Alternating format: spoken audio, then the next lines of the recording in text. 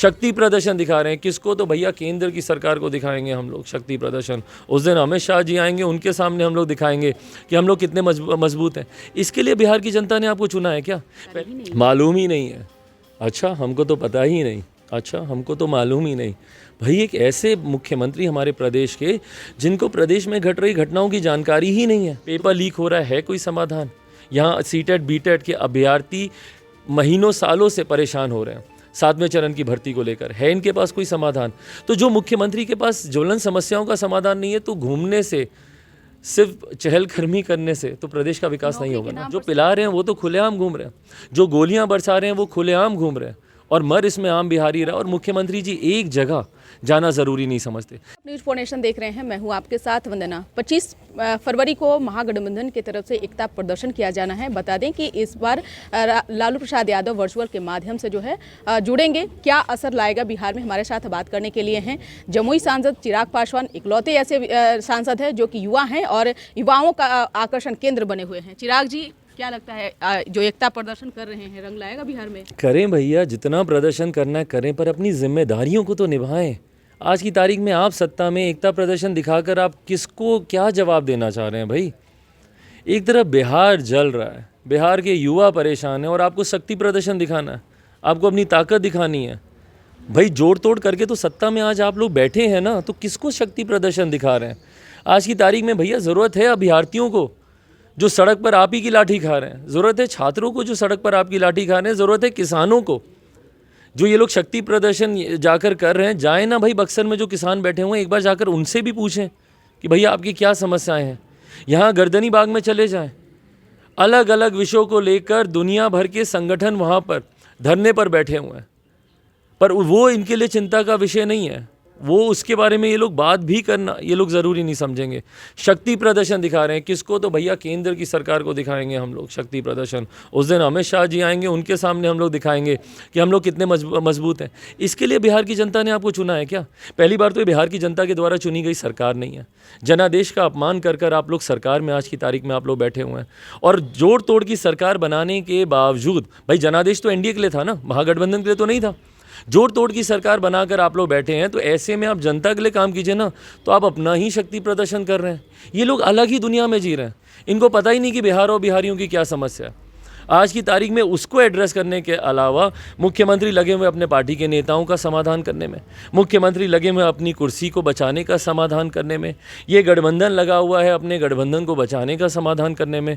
तो ऐसे में भैया बिहार और बिहारियों का समाधान कौन करेगा? क्या क्या क्या ज़रूरत है इस तरीके की रैली आज की तारीख में करने की? क्या उससे बिहार बिहारियों का कोई भला होने वाला है इनकी रैली करने से?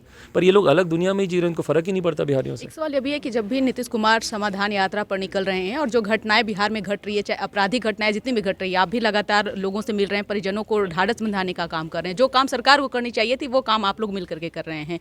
जब सरकार से पूछी जाती है, नीतीश कुमार तो कहते हैं कि हमको इस बात की जानकारी ही नहीं, मालूम ही नहीं है। अच्छा, हमको तो पता ही नहीं। अच्छा, हमको तो मालूम ही नहीं।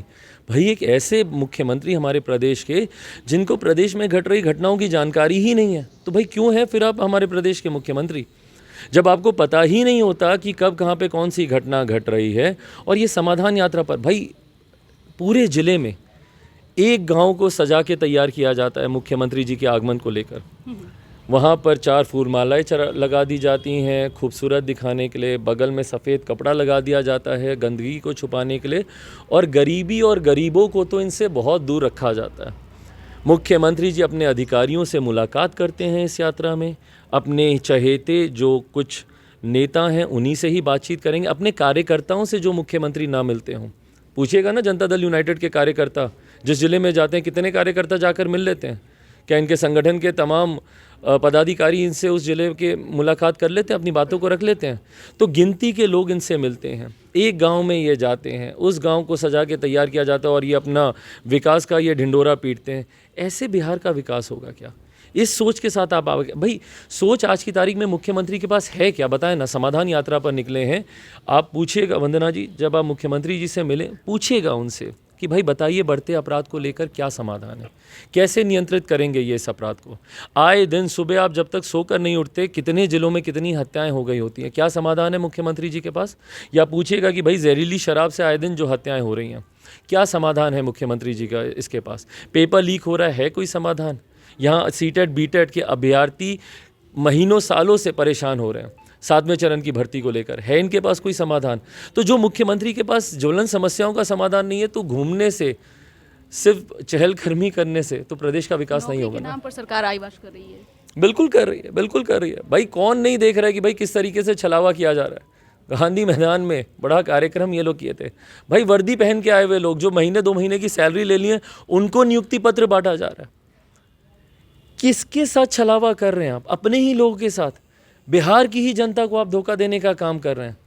और क्या सोचते हैं भैया, आज की तारीख में बिहार की जनता मूर्ख है?